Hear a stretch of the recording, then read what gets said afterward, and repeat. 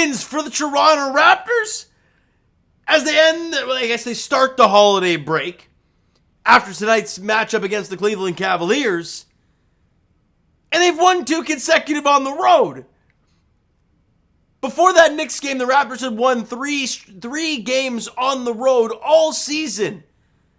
They've won 2 in as many days against the Knicks and now the Cleveland Cavaliers. And there's been some excuses in the past, no Jared Allen, then opening night. Well, they had Jared Allen tonight. The Raptors were on the road, and they more or less control the game. And they win 118-107. And are now 15-18 on the season. They've won a couple consecutive against some really good opponents on the road. And it wasn't just Pascal tonight. OG, great. Scotty, great. Fred, when he took shots, he made shots. You got some bench scoring. It was brilliant. Let's break this thing down. First quarter, the offense is real flowing for the Raptors. They're turning the ball over a ton, albeit both teams are turning the ball over a ton early. The Raptors making them pay. Again, it was Gary who jumped the passing lane, goes in there for a dunk. OG getting into lanes, just doing his thing. And it ends the first quarter, Pascal on the inbound. He inbounds it to Thad Young, who gives it right back to him. And right as Pascal crosses half court, he gets, 5 feet away from the 3-point line, something along those lines, and just chucks it up. And it goes! Seems like everything's dropping for Pascal recently. And that's a big-time 3 there, because that puts the Raptors up by 8 after one quarter play, 39-31. A really good start on the road. The problem for the Raptors has been those road starts, right? How are they going defensively? How are they going to contain the team on the road? Well, they still allowed 31 in the quarter, but they dropped 39. The offense was flowing. They were drilling threes. Isn't it a beautiful thing when you're knocking down threes? It opens up the entirety of your offense. Makes them have to guard you behind the arc. Second quarter, same thing happens with the Raptors offense. They keep things flowing. Scotty's got it going early on. I believe he makes his first 6 shots. He's buzzing, and the defensively gets locked down tight, right? Again, causing the turnovers, causing havoc. You only allowed 22 in the second quarter. You're plus 8 in the second frame, and you're up 16 at halftime. I believe it was 69-53. You were plus 8 in both quarters. Really nice first half for the Toronto Raptors. But the problems have been this. The starts to games on the road, well, they did a good job there. They're plus 8 in the first quarter. The next problem for this team has been the starts to third quarters. They don't come out with mojo. They're not feeling very good. Well, that changed. Because the Raptors came out of halftime, and I believe Fred knocked down 2 threes in the early goings. And they started to feel they got their lead up by 20 plus. They're feeling real good. Now, they made a little run there near the end of the third quarter. Raptors still win that quarter by 4, 29-25. And you were up by 16. You were up by 20 at the end of 3 quarters of play. Now you just got to play sound basketball the rest of the way. They end up getting the deficit down to like 9 at some point. But the Raptors counter with Scotty getting in the lane, backing down Mobley, gets him in the paint, and then a nice little floater over top of him. Pascal backing guys down, little fadeaway jump shot, nothing but net, just gorgeous. I was just so impressed. And OG drilling threes. I mean, when he's knocking down the 3, it just adds to his value immensely, right? And that's what was happening tonight. And dude knocked down 6 threes. A few games ago, that's how many the Raptors had all game long. And OG had that tonight himself. Raptors lose that quarter by 9, 29-20, but like I said, the game was never really in doubt as you win by 11, 118-107. And Look, the only lead the Cleveland Cavaliers had was a 2-point advantage. The Raptors had at one point a 26-point lead. It was never in doubt the Raptors were going to win this game, and it was great. They played a sound game. They allowed only 107, keep it under 110.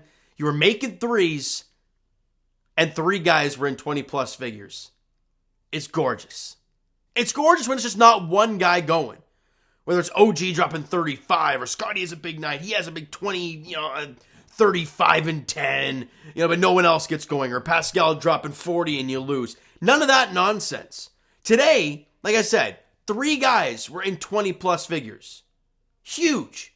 And we'll start with Spicy P, who was electric. 26.7 rebounds, 9 assists. The numbers just continue to stay hot. Look, the shot was a little, 9 of 22 from the field, so a little bit lower than usual. But again, moving the ball, finding the extra pass. And could we talk about that little flip pass he had in the early goings? I think it was in the second quarter to Thad Young under the bucket for the dunk. Oh, that was nasty. He shoots 9 of 22 from the field, 6 of 8 from the free throw line, knocks down a couple threes. He was 2 of 5 there, had a couple steals and denial. Pascal, all NBA. That's all I got to say.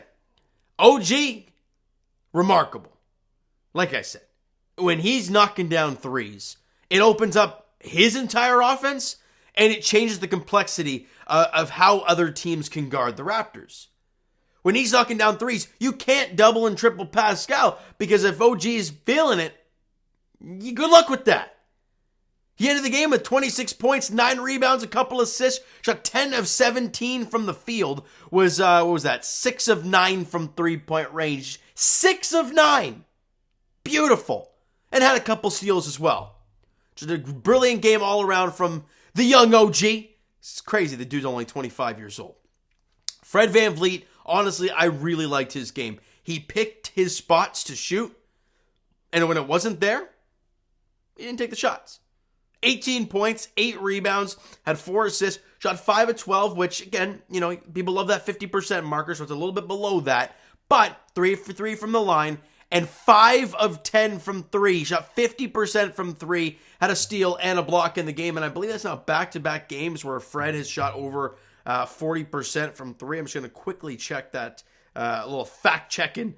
What do we got here? So yeah, I'm pretty confident he shot over 50% in the last game. He was 4 of 10 there.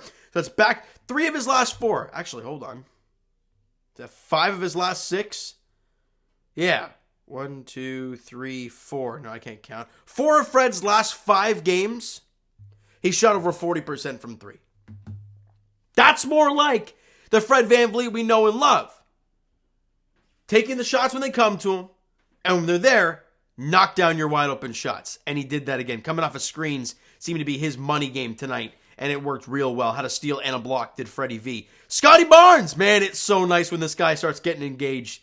When he's making shots early and you can see the confidence oozing and he starts getting real aggressive and shots are falling. It's just a beautiful sight to see. 25 points, 10 rebounds, 4 assists, 10 of 16 from the field, 5 of 5 from the free throw line. Took 1 3 but missed it. Had a couple steals. Really nice night for Scotty. I believe he was a plus 12 as well in the game, and that's been a big thing as well. He's been on the wrong side of plus minus recently, but a plus 12 in the game for him. I thought he looked phenomenal. The energy was there on both sides of the ball, and he was aggressive in the paint, taking Mobley, like I said, taking Mobley right into the paint, backing him down, and just taking him to school. And you love to see it, eating his lunch for him. Beautiful. And like I said off the top, you had some bench scoring. Malachi Flynn has started to just continue to put make an impact. And it's shooting the rock. Him and Gary combined, they made 5 threes. They were both 5 of 10 from 3 combined. Gary made 2. He was 2 of 4 off the bench. Malachi Flynn was 3 of 6 from three-point range. Really nice night for those 2 guys off the bench and contributing to the Raptors' big night from three-point range. Really nice job from those guys. Now, team stats. Raptors shot 50% from the field and 51% from 3. It opens up everything for this Raptor offense. 83% from the free throw line. Cleveland shot 51% from the field, 33% from 3, so they struggled. I believe the Raptors were plus 8 in the 3 points made category, so if you want to do the math, That's what, 24-point differential? That's a big gap. But the Raptors were on the right side of it because they were drilling their shots. And they were 60% from the free throw line. They missed 12 free throws. They were 18 for 30. That is ugly. But I don't care. And where do the Raptors like to dominate? Turnovers and rebounding. All right, so let's talk about those. Well, they dominated the glass. They were plus 10 in rebounds, plus 5 on the glass, on the offensive glass, 11-6. Really nice night there. And they had 8 more field goal attempts because of that. And what was it, 18-9 in second chance points. They doubled them up there. Really good job there. Now, the Raptors, uncharacteristically though, turned the ball over a lot. 18 turnovers for the Raptors, not what we're used to seeing. And that led to a -1 in points off of turnovers. So again, Raptors usually like to dominate that or at least keep the turnovers to a minimum.